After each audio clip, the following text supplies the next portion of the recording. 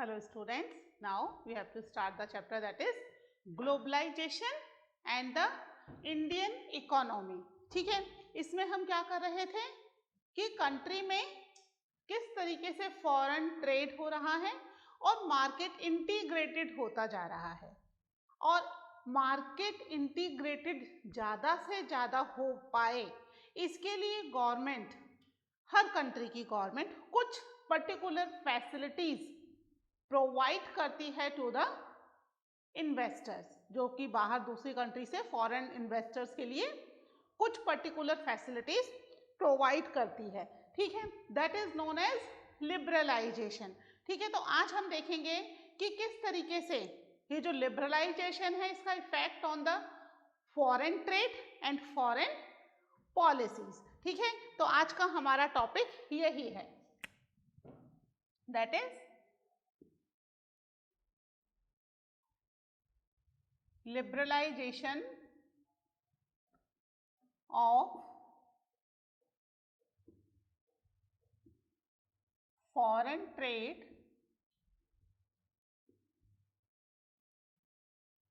and foreign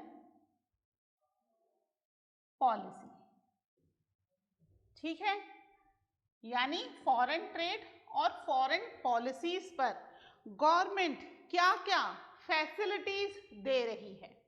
ठीक है, सबसे पहले तो हम देखें कि लिबरलाइजेशन अगर नहीं करना है तो गवर्नमेंट क्या कर सकती है ना. गवर्नमेंट उनके ऊपर टैक्सेस इंपोज कर सकती है ना. किसके ऊपर टैक्स करेंगी? Tax on imports. ठीक है, इंपोर्ट्स के ऊपर टैक्स क्या है? It is an example of trade barrier. इसका एग्जाम्पल है ट्रेड बैरियर का. ट्रेड बैरियर क्या होता है? ट्रेड करने में आने वाली परेशानियां. अब इसको हम इससे समझ सकते हैं, चाइनीज टॉयज का एग्जाम्पल हमने देखा था ना.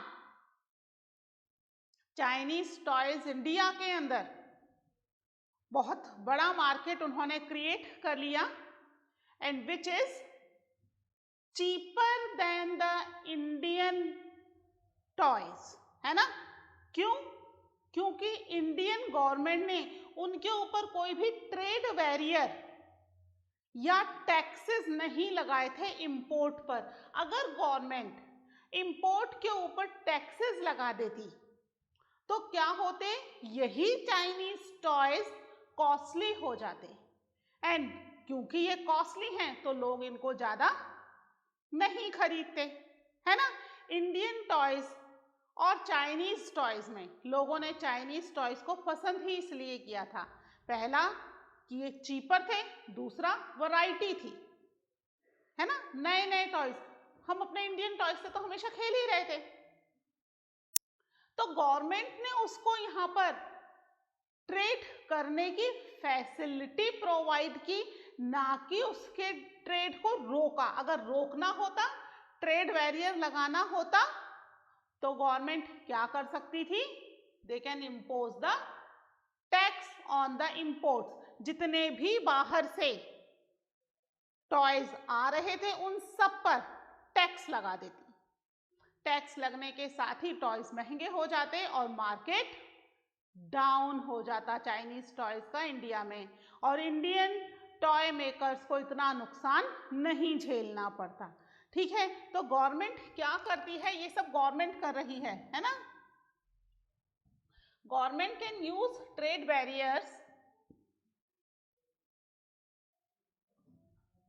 गवर्नमेंट कैन यूज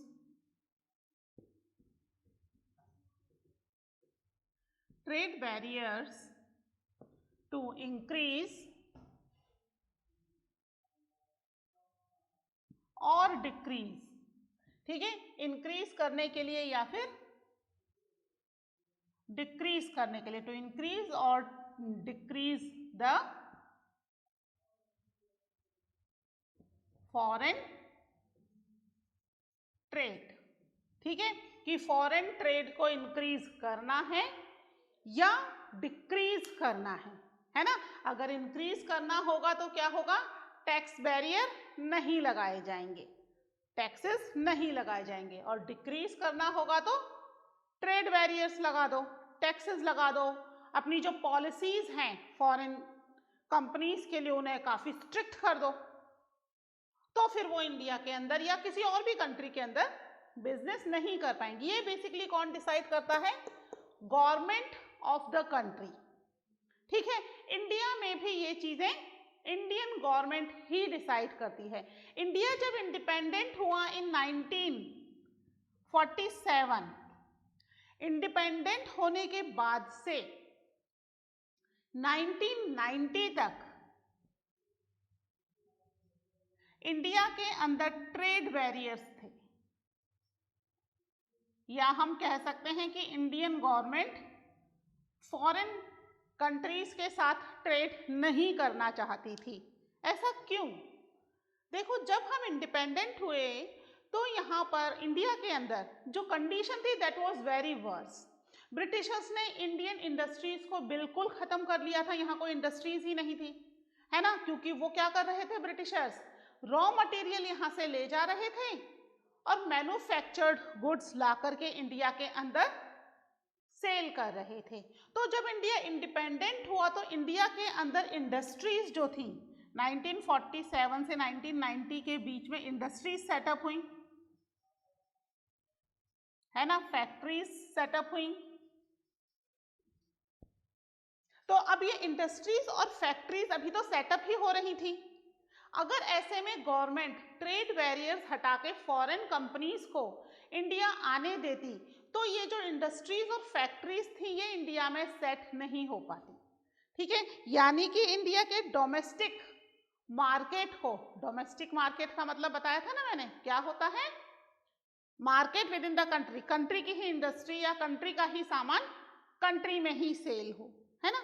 तो डोमेस्टिक मार्केट को प्रोटेक्ट करने के लिए गवर्नमेंट ने ट्रेड बैरियर्स लगा दिए थे। इसने जो है किसी भी तरह का इंपोर्ट एक्सपोर्ट इंडिया से नहीं हो रहा था, केवल बहुत ज़रूरत की कुछ चीज़ें इंडिया इंपोर्ट करता था और कुछ जो ज़्यादा प्रोडक्शन है थोड़ा बहुत वो इंडिया एक्सपोर्ट कर रहा था, है ना। एक्सपोर्ट तो कर रहा था पर इंपोर्ट पे बेसिकली, है ना, ट्रेड बैरियर्स इंपोर्ट पर लगते हैं सामान मंगाने पर, है ना। तो यहाँ पर इंपोर्ट के ऊपर ट्रेड बैरियर्स लगा रखे थे, क्योंकि अगर ये ट्रेड बैरियर्स नहीं होते तो शायद इंडिया की जितनी भी इंडस्ट्रीज और फैक्ट्रीज हैं वो फ्लरिश नहीं हो पाती, वो फल फूल नहीं पाती, क्योंकि वो फॉरेन प्रोडक्ट के साथ कॉम्पीट नहीं कर पाती।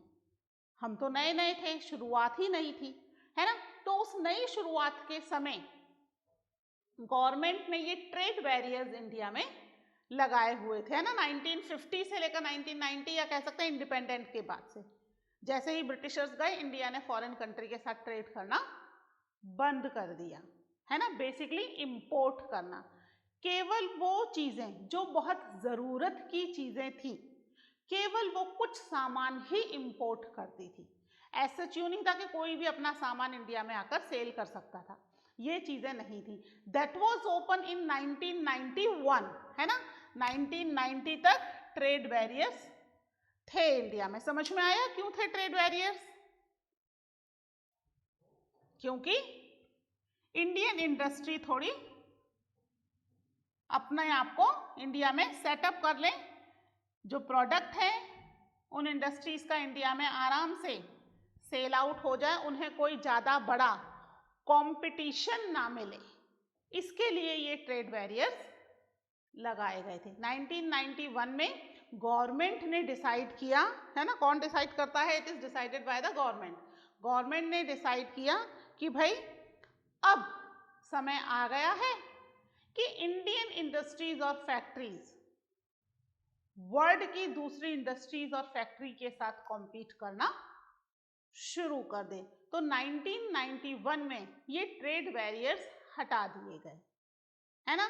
ट्रेड बैरियर्स हटाने के साथ ही कुछ फैसिलिटीज भी प्रोवाइड की गई, फॉरेन पॉलिसी बनाई गई, जिससे कि आउटसाइडर कंट्रीज अगर इंडिया में आए या इंडिया में अपना इंडस्ट्रीज या बिजनेस सेटअप करें तो वो क्यों करें? कोई रीजन तो होना चाहिए ना उसके पीछे कि भाई इसलिए हम इंडिया में अपनी इंडस्ट्रीज या फैक्ट्रीज सेटअप करना चाहते हैं। ठीक है, तो यहाँ पर गवर्नमेंट ने उनके लिए कुछ फैसिलिटीज भी प्रोवाइड की। ठीक है, that is known as liberalization. क्या कहलाता है liberalization? Removing barriers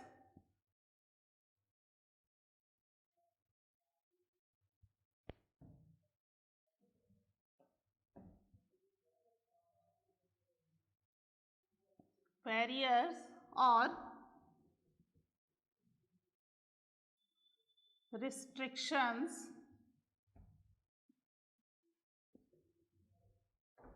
set by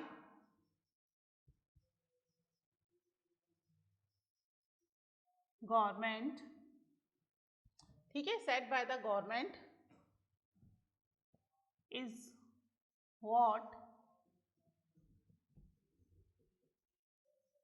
is known as liberalization. ठीक है, क्या कहलाएगा लिबरलाइजेशन?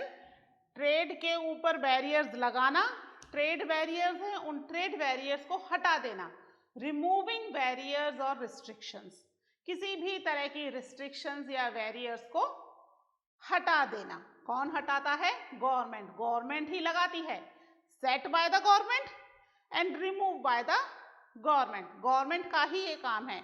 हम सोचे हम कोई ऑर्गेनाइजेशन है या कुछ है, गवर्नमेंट के अंदर ही इससे रिलेटेड एक डिपार्टमेंट है जो तय करता है कि भाई ट्रेड के लिए क्या क्या बैरियर्स लगाने हैं या क्या क्या बैरियर्स हटा देने हैं।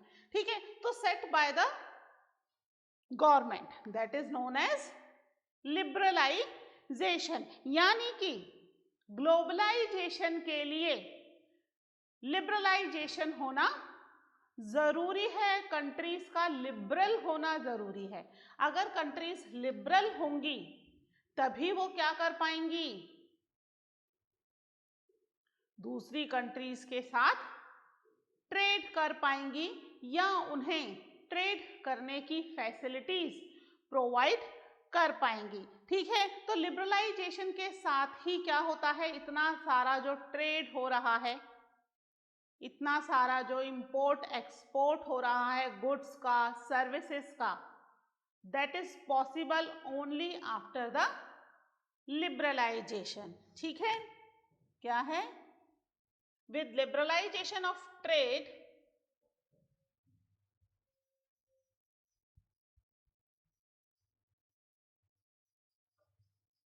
with liberalization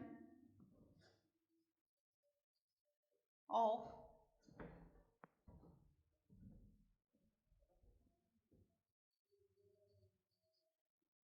trade, business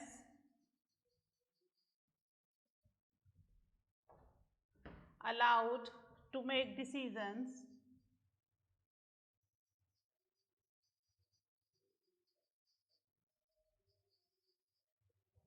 to make decisions freely about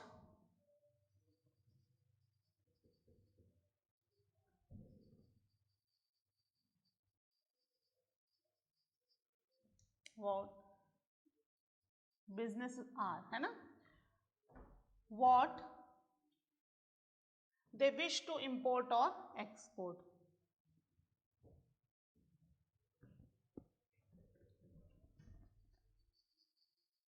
What they wish to import और एक्सपोर्ट। ठीक है, लिबरलाइजेशन क्या कर रहा है ट्रेड में? जो बिजनेस है ना, बिजनेस को अलाउ कर रहा है। ठीक है, business are allowed to make decision freely, कि भाई वो फ्रीली डिसीजन लें कि उन्हें क्या क्या चीजें इंपोर्ट करनी है और क्या क्या एक्सपोर्ट करनी है। As such they were not dependent on the permission, otherwise क्या होगा, एक कंट्री से दूसरी कंट्री में सामान लाने ले जाने के लिए यदि रिस्ट्रिक्शंस होंगे, गवर्नमेंट से परमिशन लेने की ज़रूरत होगी, तो सामान का इंपोर्ट और एक्सपोर्ट क्या हो जाएगा, डिफिकल्ट हो जाएगा, है ना, टाइम कंज्यूमिंग हो जाएगा। बट लिबरलाइजेशन क्या कर रहा है, ये फैसिलिटी दे रहा है कि आप अपने हिसाब से सामान को इंपोर्ट और एक्सपोर्ट कर सकते हो। आप चाहो तो यहाँ से रॉ मटेरियल एक्सपोर्ट करो, फिनिश गुड्स इंपोर्ट कर लो, या आप चाहो तो यहाँ से रॉ मटेरियल के साथ फिनिश गुड्स भी एक्सपोर्ट कर सकते हो, है ना। That is depend on the traders, है ना, कि ट्रेडर्स किस तरीके से बिजनेस करना चाहते हैं और क्या क्या फैसिलिटीज लेना चाहते हैं। ठीक है, तो अब ये जो लिबरलाइजेशन है ये हर कंट्री में उस कंट्री की गवर्नमेंट ही फिक्स करती है कि क्या क्या फैसिलिटीज दी जाएंगी। ठीक है, क्या क्या रिस्ट्रिक्शंस होंगे और क्या क्या फैसिलिटीज होंगी। It's depend on country to country. हाँ, लेकिन इसके लिए एक इंटरनेशनल लेवल पर एक ऑर्गेनाइजेशन भी है जो इन सब चीजों को कंट्रोल करती है। ठीक है, क्योंकि कंट्रीज में क्या है, पूरे वर्ल्ड में कुछ कंट्रीज कैसी हैं, that was very poor, few were very rich, और कुछ बीच में हैं हमारे जैसी कंट्रीज, है ना, जो बहुत रिच भी नहीं है तो पुअर भी नहीं है, कहीं बीच में है। हर कंट्री को अपने यहाँ पर कुछ ना कुछ सामान इंपोर्ट एक्सपोर्ट तो करना ही पड़ता है। हर कंट्री अपने आप में सेल्फ सफिशिएंट नहीं है, कुछ सामान इंपोर्ट तो कुछ एक्सपोर्ट करना पड़ेगा। तो इसके लिए WTO, वर्ल्ड ट्रेड ऑर्गेनाइजेशन नाम से एक इंटरनेशनल ऑर्गेनाइजेशन है जो कि ये बताती है कि किस तरीके से ट्रेड करना है, क्या क्या फैसिलिटीज प्रोवाइड करनी है। ठीक है, आप ये पॉइंट्स उतार लीजिए लिबरलाइजेशन के, उसके बाद हम वर्ल्ड ट्रेड ऑर्गेनाइजेशन के बारे में थोड़ा डिस्कस करेंगे। ओके,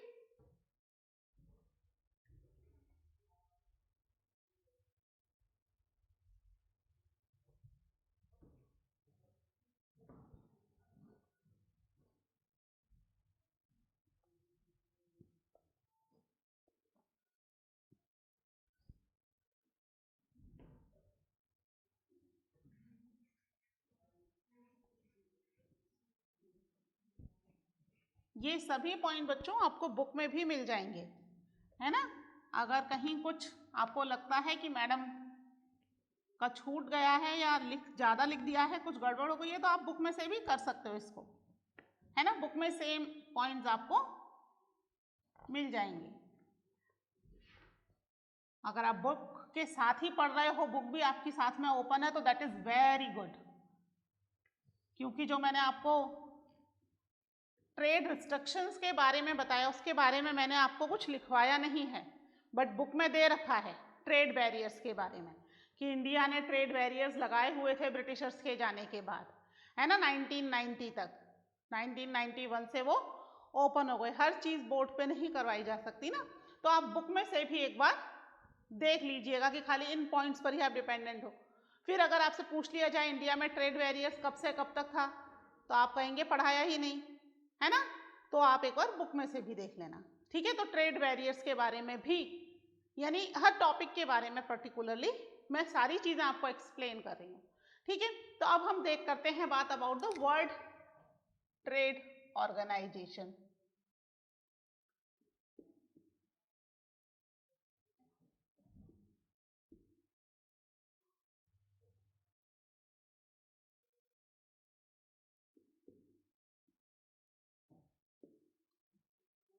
ठीक है, जैसे नाम से ही पता चल रहा है वर्ल्ड ट्रेड है, पूरे वर्ल्ड में किस तरीके से ट्रेड होगा, इससे रिलेटेड ऑर्गेनाइजेशन है।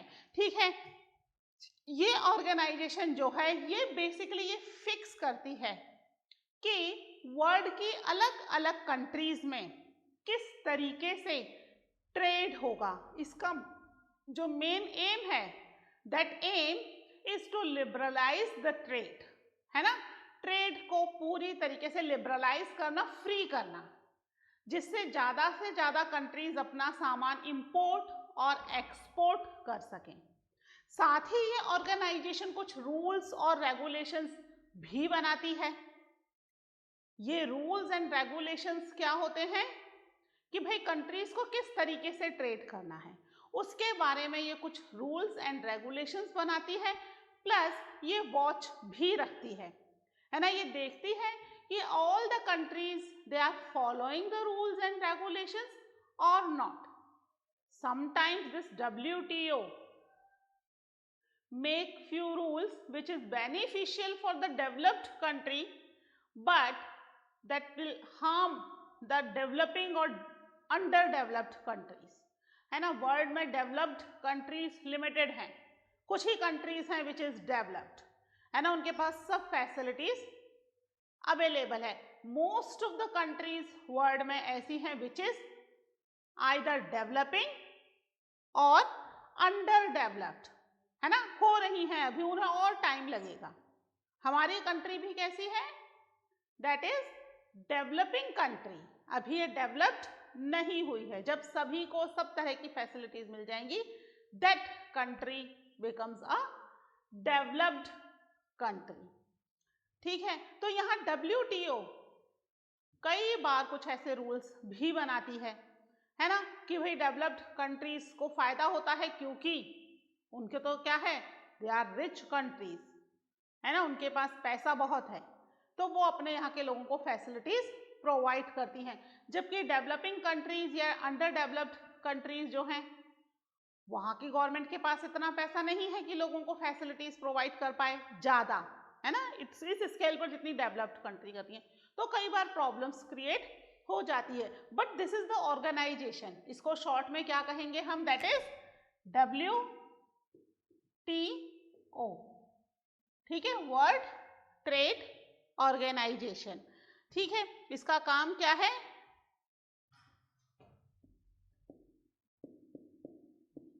WTO is one such organization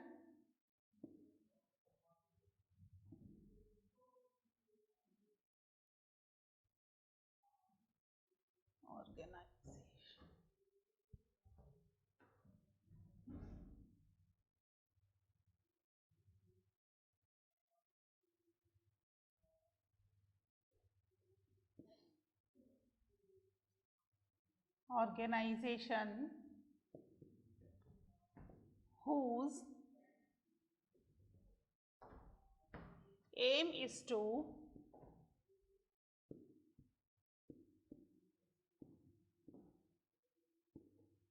liberalize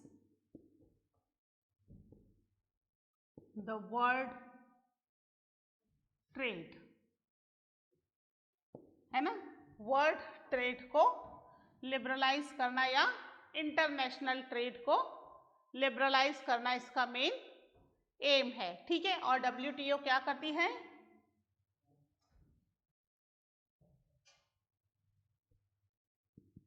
WTO establishes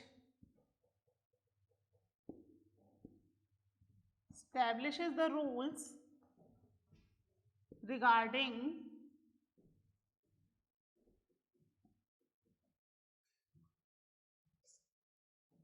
trade and see that these rules are obeyed। ठीक है, क्या करती है, रूल्स बना रही है, किसके लिए, रिगार्डिंग द ट्रेड, साथ में वो वॉच भी कर रही है कि ये रूल्स जो हैं ये ओबे किए जा रहे भी हैं या नहीं किए जा रहे। ठीक है, अब ये रूल्स क्या सभी कंट्रीज मानेंगी, क्यों मानेंगी भाई सब कंट्रीज, जो कंट्रीज WTO की मेंबर्स हैं, है ना, उन्हीं के ऊपर ये रूल्स एप्लीकेबल होंगे। ठीक है, ये जो है नंबर्स ये धीरे धीरे इंक्रीज होता जा रहा है, may be it increase now, जो मेरे पास डाटा है अकॉर्डिंग टू दैट 153 कंट्रीज थी तब तक। ठीक है, अभी हो सकता है और बढ़ गई हों, ठीक है, नियरली 153 कंट्रीज, 153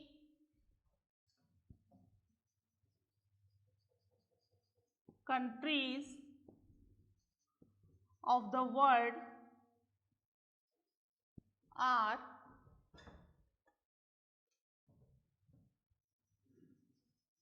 current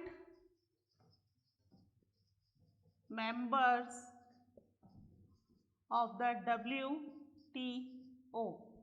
ठीक है, लगभग बिग 153 कंट्रीज जो है वो WTO की मेंबर है। This is according to the 2006, है ना। अब तो 14 ईयर्स हम आगे आ गए हैं, तो may be the number has increased. ठीक है, ये नंबर कम ज़्यादा, कम तो नहीं, ज़्यादा हो सकता है। 2006 के हिसाब से दिस नंबर इज 153 कंट्रीज, जो कि क्या कर रही थी, WTO के अकॉर्डिंगली उनके रूल्स रेगुलेशंस को मान रही थी, because they were the members of these countries. तो यहाँ पर WTO जो है दैट इज अ ऑर्गेनाइजेशन जो कि पूरे वर्ल्ड को ट्रेड करने के लिए लिबरल होने का एक मोटिव देती है कि भाई आप लिबरल रहो, जिससे से ज़्यादा कंट्रीज आपके साथ ट्रेड कर पाएं, और उसके अकॉर्डिंग ही वो क्या करती है, दे फॉर्म द रूल्स। ठीक है, कि भाई ये रूल्स हैं, according to you have to do the trade. ठीक है, यानी एक कंट्री से दूसरी कंट्री में जाने के लिए किसी भी तरह के बैरियर्स नहीं होंगे, वो बैरियर्स हटा दिए जाएंगे। बट मैंने आपको बोला ना कि इसका कई बार क्या होता है, डेवलपिंग कंट्रीज और अंडर डेवलप्ड कंट्रीज को नुकसान हो जाता है इसका, और फायदा होता है इसमें डेवलप्ड कंट्री का। ठीक है, तो WTO जो है वो कई बार इस तरह के डिसीजंस भी लेता है जिससे कि WTO को डेवलप्ड कंट्रीज को फायदा हो। ठीक है, इसको हम समझेंगे with one of the example, but that example we will discuss in the next lecture. आप इसके बारे में इंफॉर्मेशन नोट कर लीजिएगा। मिलते हैं नेक्स्ट लेक्चर में। Till then take care, bye.